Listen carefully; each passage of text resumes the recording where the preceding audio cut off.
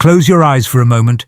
Imagine you're 10 years old again, small, vulnerable, powerless. Now, imagine the weight of a fully grown adult pressing down on your back, crushing your ribs, making every breath harder than the last. Your lungs burn, your vision blurs. You scream, but the weight doesn't lift. Instead, it gets heavier. Now open your eyes, because this isn't just a nightmare. This is the final moment of Dakota Stevens' life. Let's rewind. Let's put you in Dakota's shoes. It's just another morning. The air is crisp. The sun is rising. But today, something feels off. You know what it's like in this house. The rules change with Wilson's mood. Some days, she ignores you. Other days, she yells. And today, she looks angrier than usual. You did something bad. At least, that's what she says. You ran away. Maybe you were just looking for a break.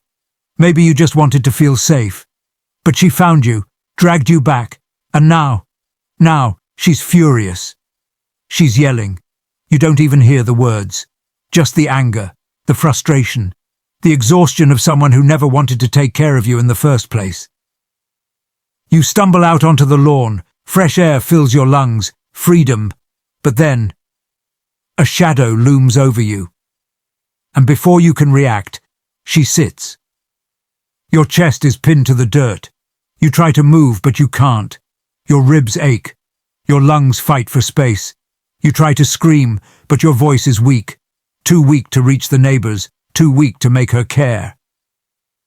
Your fingers dig into the grass. Your legs kick. Your heartbeat thunders in your ears. But the weight doesn't lift. You hear her voice above you, calm, dismissive. She's talking to someone, a caseworker. She's telling them you're acting up, that you're just throwing a fit. As if your life isn't slipping away beneath her. And then, the worst part. She laughs, because she thinks you're faking. And then, you stop struggling. Not because you want to, but because you can't. Now let's switch perspectives. You're no longer Dakota. You're Jennifer Wilson. You've just stood up, and suddenly, something isn't right. The boy who was fighting beneath you, he isn't moving. His lips are pale, his body limp. And now you're starting to panic. You nudge him, nothing. You roll him over, still nothing. For the first time, the reality of what you've done starts to settle in. You tell one of the other kids to call 911, but deep down, you already know. It's too late. Paramedics rush to the scene. They check for a pulse. Nothing. They perform CPR. No response. Dakota Stevens is gone. But here's the part Jennifer didn't think about. The camera. Somewhere, tucked near the front door, a small, unblinking security camera had been recording. A Ring doorbell cam. It captured everything. The moment Dakota Stevens fought for his life. The moment Jennifer Wilson ignored his cries. The moment she crushed the air out of his tiny frame. Until there was nothing left. The video is only 20 seconds long, but those 20 seconds tell a story Jennifer Wilson can't explain away. And when investigators finally watch it, they realize this wasn't an accident. This was murder. But this isn't just about Jennifer Wilson. This is about a system that failed Dakota long before he ever ended up in her home. A system that handed him over to a woman with no qualifications, no oversight, and no real concern for his well-being. A system that looked the other way until it was too late. And the worst part? The punishment. For crushing the life out of a 10-year-old child. Jennifer Wilson faces a maximum of 6 years in prison. 6 years. You tell me, does that sound like justice? Dakota's story isn't just another case. It's a warning. Because if a child in foster care, under the system meant to protect him, can be murdered by the very woman assigned to keep him safe, what does that say about the system? And more importantly, how many more Dakotas are out there? Let me know your thoughts in the comments. Should Jennifer Wilson have gotten more time? Should the foster care system be held accountable? Hit that like button if you think Dakota deserves justice. Subscribe for more true crime deep dives. And remember, when the system fails, when justice doesn't come, we'll be watching. Dakota Stevens was 10 years old, just a kid. The kind of kid who should have been riding bikes, playing video games, or maybe begging for 5 more minutes before bedtime. Instead, he was part of a system that saw him as a case number, a file passed from desk to desk, home to home, until he landed in the care of Jennifer Wilson. Now, let's be clear. Foster care is supposed to be a second chance for children in need, a temporary stop on the way to something better. But for Dakota, it became a one-way ticket to a nightmare. Because just a month after arriving at Wilson's home, he was dead. And the reason? Well, let's just say when people talk about crushing childhood dreams, this isn't what they mean. Jennifer Wilson was not your average foster mom. At 340 pounds, she was larger than life, literally. She had 3 other children in her care, which should have meant she was a nurturing presence. But neighbours painted a different picture. Dakota, small and wiry at 91 pounds, had been seen wandering the neighbourhood, knocking on doors, not to play, not for fun, but to ask people if they would adopt him. Just let that sink in. A 10-year-old boy, placed in a home meant to protect him, was so desperate for love that he was practically cold-calling families, hoping someone would take him in. If that doesn't make your stomach turn, hold on, because it gets worse. Dakota was in Berrien County, Michigan, a place where foster care cases pile up like unpaid parking tickets. The system, stretched thin, had missed the warning signs. Neighbours say Dakota looked scared. That he didn't behave like other kids his age. Some even reported hearing shouting from inside Wilson's home. And yet, no one stepped in. No one pulled him from that house. The state had placed him there. And that meant he was safe, right? Right? Except Dakota wasn't safe. Not even close. Because on the morning of February 21st, something snapped. Jennifer Wilson, the woman trusted to care for him, decided she had had enough of Dakota's so-called bad behavior, and she was going to do something about it.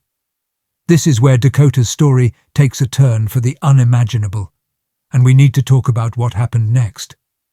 A little boy dashes down the street, breathless, his tiny legs carrying him as fast as they can.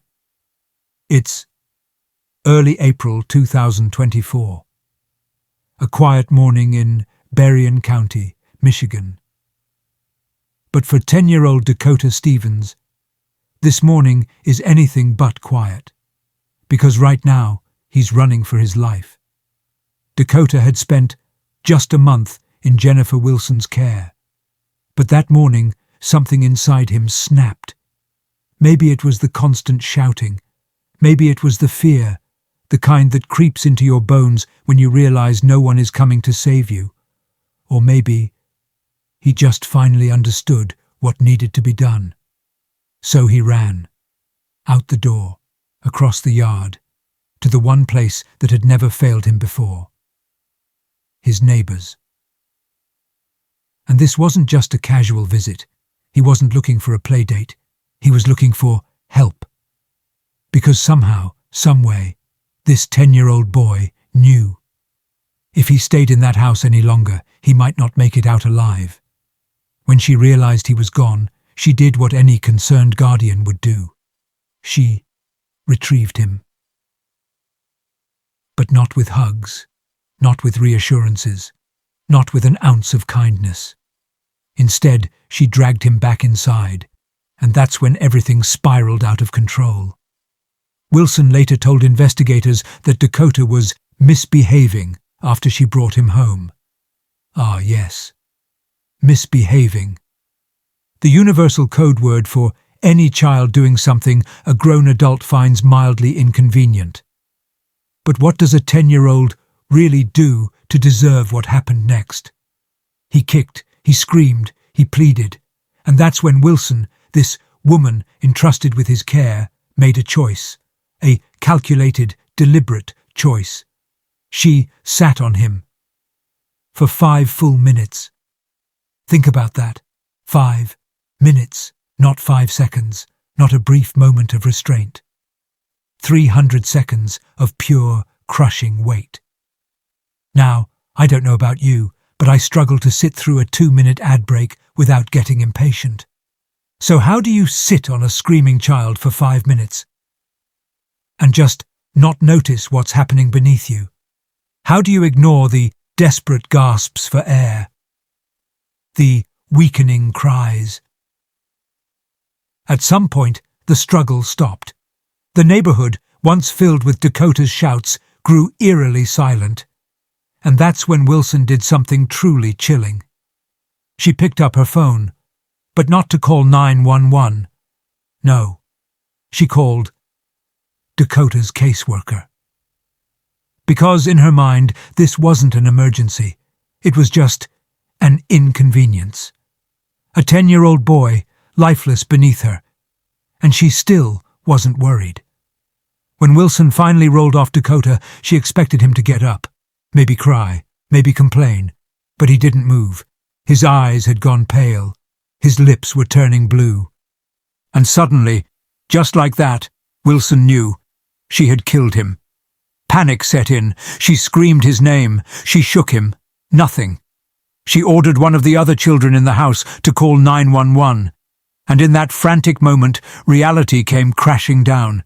Because Jennifer Wilson had just suffocated a child to death. And she knew. There was no undoing it. There's something about home security cameras that makes them perfect for horror stories. Maybe it's the eerie silence, the way they capture things people aren't supposed to see. Or maybe it's the fact that they never blink, never look away, even when they should. And in Jennifer Wilson's case, her Ring camera saw everything. Everything. After Dakota's death, investigators combed through Wilson's home looking for answers. What they didn't expect was for the answers to be handed to them. Because sitting right there, in the cloud storage of her very own security system, was a 20-second clip that changed everything. A video that would shatter every single excuse Wilson tried to make. A recording of a crime so brutal, so cold, it would haunt everyone who watched it. At first, the video seems almost normal. Wilson is outside. Dakota is on the ground, thrashing, fighting to breathe. It's broad daylight, a sunny afternoon. Nothing about the scene suggests that, in mere moments, this boy will be dead.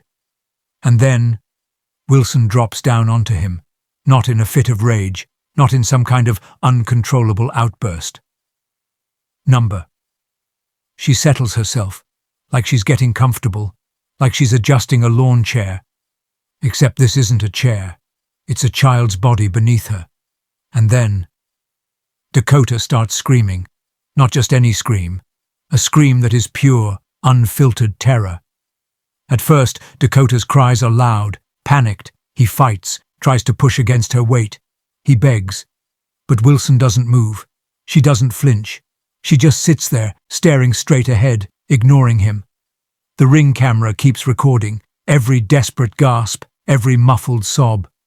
The boy's voice grows weaker, fainter, until silence. For the first time in the entire video, Wilson reacts. She tilts her head, looks down, and suddenly her posture stiffens.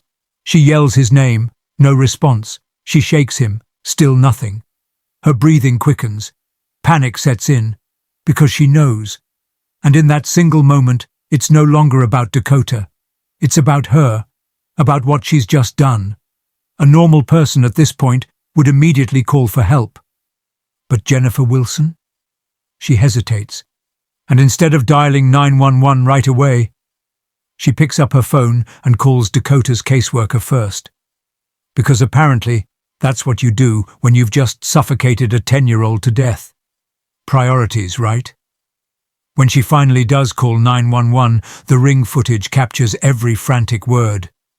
He's not breathing. I don't know what happened.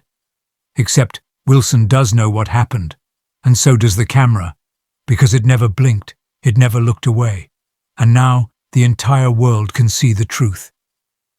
Let's get one thing straight. By the time the paramedics arrived, Dakota Stevens was already gone. But that didn't stop them from trying to bring him back. Because that's the thing about first responders. They don't get to decide who lives and who dies. Their job is to fight for every single breath, even when it seems impossible. And on that April afternoon, that's exactly what they did. The first paramedic rushes onto the scene, dropping to his knees beside Dakota. One look at the boy and his expression darkens. No pulse, no movement, skin cooling to the touch. He shouts for his team, and suddenly everything explodes into motion. Chest compressions begin. 1, 2, 3, 4. Someone barks out vitals. They're not good. A defibrillator is prepped. Paddles placed against Dakota's chest. Clear! A jolt surges through his small body. No response. They try again. Clear! Still nothing. Time is slipping away, and they all know it. The only option left: get Dakota to a hospital, fast. An ambulance wasn't fast enough, so they called in a helicopter. Within minutes, Dakota's body is loaded onto a stretcher. The rotors slice through the air, dust and debris swirling in the chaos. The helicopter lifts off, racing against a clock that had already run out. But no one was ready to admit that yet.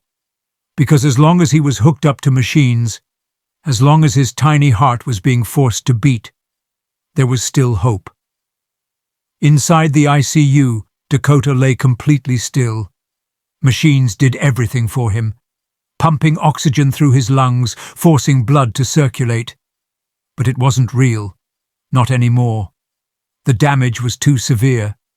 His brain, starved of oxygen for too long, was beyond saving. And deep down, the doctors knew it. But there are certain things you can't rush. Grief is one of them. And so, for 2 long days, Dakota remained on life support. A small body in a hospital bed, surrounded by wires, tubes, and the quiet hum of machines. A child who never should have been there in the first place. And then, the hardest decision of all. It was time. Doctors delivered the news. There's nothing more we can do. A date was set. At exactly 3:47 p.m., they would remove Dakota from life support. And this time, there would be no second chances, no defibrillators, no CPR, no desperate attempts to pull him back from the edge. Just a slow, painful goodbye. The machines were turned off. One by one, the monitors flatlined. And within minutes, Dakota Stevens was officially pronounced dead. A 91-pound, 10-year-old boy who had once dreamed of being adopted into a loving family, now gone. Because of a system that failed him. Because of one woman's cruelty. Because no one had stopped this before it was too late. And the worst part, this was only the beginning. This is the face of a child killer. And this is the part where justice is supposed to come crashing down. Except, if you've been paying attention, you already know that's not how this story goes. Because justice? It's a slippery thing. And in Dakota's case, it might have slipped right through the cracks. The day Dakota took his last breath, Jennifer Wilson was still a free woman. Let that sink in. This wasn't an instant arrest. There were meetings, discussions, paperwork. Because apparently, when a 91-pound child is crushed to death by a 340-pound woman, the legal system doesn't immediately recognize that as murder. It took 2 more weeks for the authorities to slap the cuffs on her wrists. 2 weeks of breathing fresh air, of eating home-cooked meals, of sleeping in her own bed. All while Dakota lay in the ground, his tiny body never waking up again. And when the charges finally came, they were underwhelming. Reckless homicide. Not murder. Not child abuse resulting in death. Just reckless homicide. As if Dakota's death was some kind of unfortunate accident. Like she had tripped over him instead of pinning him to the floor for minutes until he suffocated. Here's the part that really sent people over the edge. If convicted, Jennifer Wilson wouldn't be facing life in prison. Not 20 years. Not even 10. Her maximum sentence? 6 years. That's it. 6 years for stealing a child's life. For making his final moments pure terror. For ignoring his cries while she pressed down harder and harder until he stopped breathing altogether. 6 years.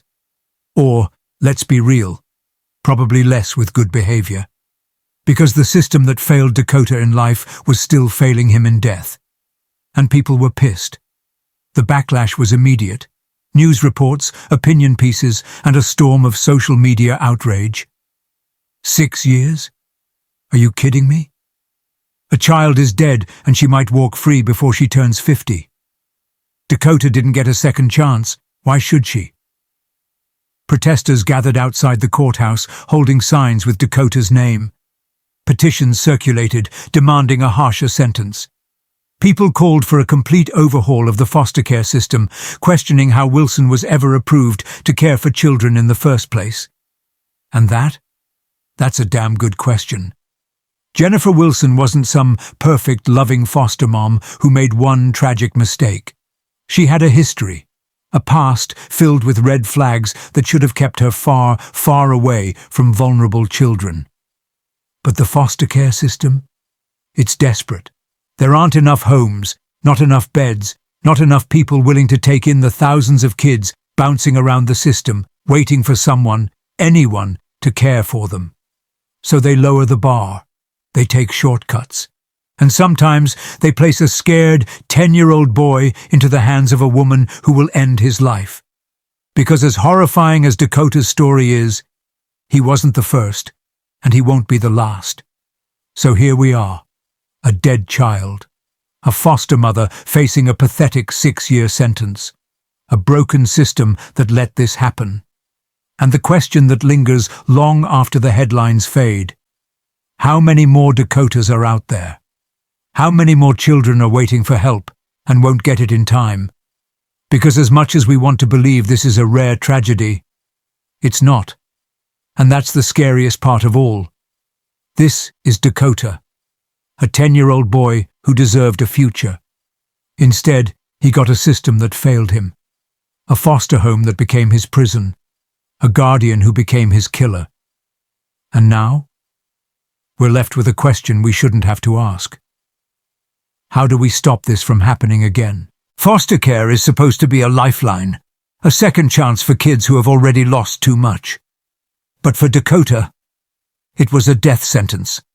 Because the system that took him in didn't protect him. It placed him in a home where he was abused, starved, and ultimately suffocated to death. By the very person who was supposed to keep him safe. And let's be real. Dakota's story isn't an isolated tragedy. For every case that makes the news, there are countless others that don't. Children suffering behind closed doors. Children no one will ever fight for. Children who won't make it out alive. And that should terrify us all. Let's talk about the elephant in the room. Or rather, the 340-pound woman who crushed a child to death and might walk free in 6 years. If 6 years feels insultingly short, that's because it is. A child is dead, murdered in cold blood, and the person responsible might get out before Dakota would have even reached high school. 6 years. For a life that can never be replaced. For a boy who will never blow out another birthday candle. Never ride a bike. Never laugh with friends. Never grow up. Meanwhile, Jennifer Wilson might walk free before she even qualifies for AARP. Let that sink in. The real issue goes beyond Jennifer Wilson, because the truth is, she never should have been a foster parent in the first place. But the system. It's overworked, understaffed, desperate. There aren't enough homes, not enough beds, not enough background checks. So when the state needed someone, anyone, to take Dakota in, they handed him to a woman with a history of neglect, a woman who treated foster care like a paycheck, not a responsibility, a woman who thought discipline meant sitting on a child until he stopped moving, and the system let it happen. Because, at the end of the day, they needed a warm body to fill a quota, not a safe home for a little boy. And now, Dakota is dead, and no one wants to take responsibility for that. So here we are, another child lost to the cracks of a broken system, another foster tragedy that never should have happened. And now we have to ask, what happens next? Do we get outraged for a week and then move on to the next headline? Do we shrug it off as just another failure of the foster care system? Or do we demand something better? Because the next Dakota, they're out there, right now, sitting in a foster home that should have been properly vetted, living with someone who should never have been trusted with a child. And if we don't do something now, they might not make it out either. This is where you come in. Because cases like Dakota's, they don't get fixed in silence. They get exposed by people who refuse to look away. So tell me, what do you think? Was 6 years enough? Did the system fail Dakota beyond repair? And more importantly, what can be done to stop this from happening again? Drop your thoughts in the comments. Let's talk about it. Because this conversation isn't over. And if you want to see more deep dives into the crimes that demand justice, hit that like button, share this story, and make sure you're subscribed. Because the truth, it needs to be heard.